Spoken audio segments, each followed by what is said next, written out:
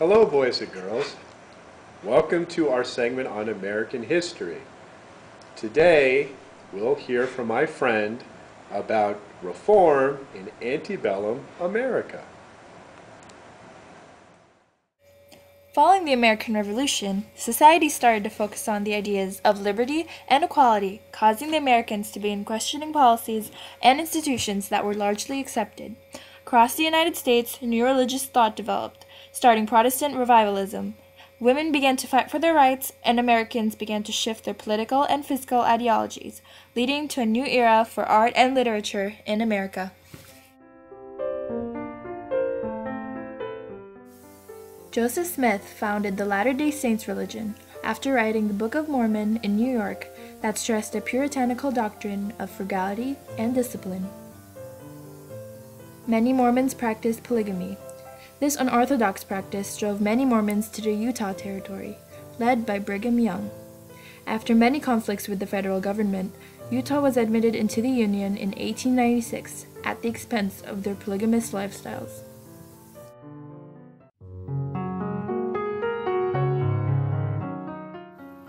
Mother Ann Lee, who believed she was a reincarnation of Jesus Christ, started a church in Albany, New York. Her followers danced as a part of their worship and were known as the Shakers. Their religion consisted of disciplined communities, common property ownership, strict church authority, and the abstaining from political engagements, marriage, and use of alcohol and tobacco. The radical religion focused on gender equality, giving both men and women participation in local government. The Shaker population soon declined and eventually disappeared by 1900.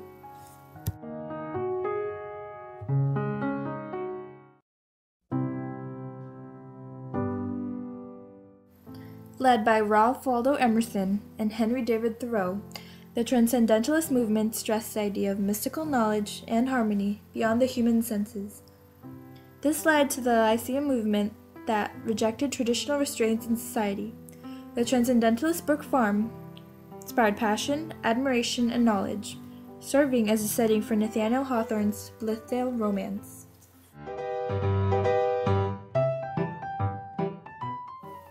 Key elements of the literary movement were Walt Whitman, Nathaniel Hawthorne's Scarlet Letter, and Herman Melville's Moby Dick.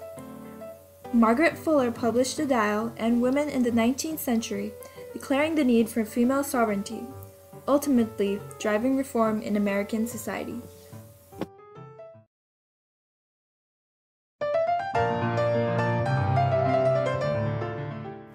John Humphrey Noyes established the Oneida community, focusing on different views on sexuality and gender roles.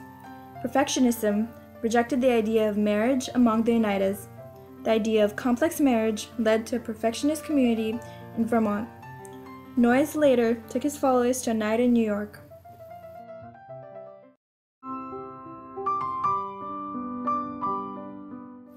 Charles Fourier in France predicted the end of individualism and capitalism. His American follower, Arthur Brisbane, freed workers from labor. Fourierism established socialism in replacement of capitalism. Phalanxes gave women more freedom and stressed gender and domestic equality.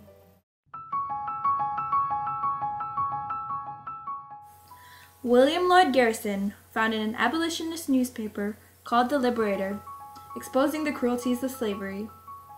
He was one of the founders of the New England Anti-Slavery Society, leading to many other abolitionist societies. Richard Allen started the African Methodist Episcopal Church and started a movement to return blacks to Africa.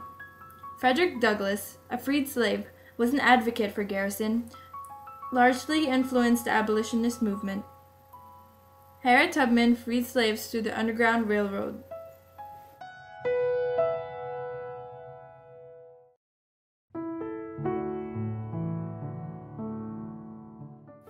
The new urban culture sparked new forms of entertainment, including a new Bowery theater, increasing use of brothels, animal fighting, minstrel shows, and other forms of racist media.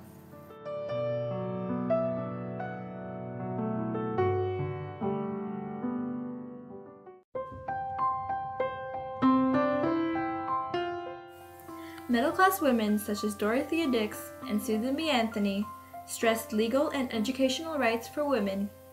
Lucretia Mott and Elizabeth Stanton led the Seneca Falls Convention, demanding women's rights.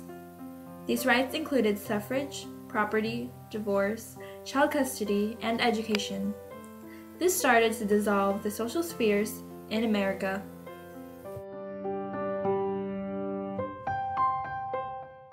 There you go, boys and girls. That was our segment on religious and social reform in antebellum America. Tune in next week to learn about the history of the buckle.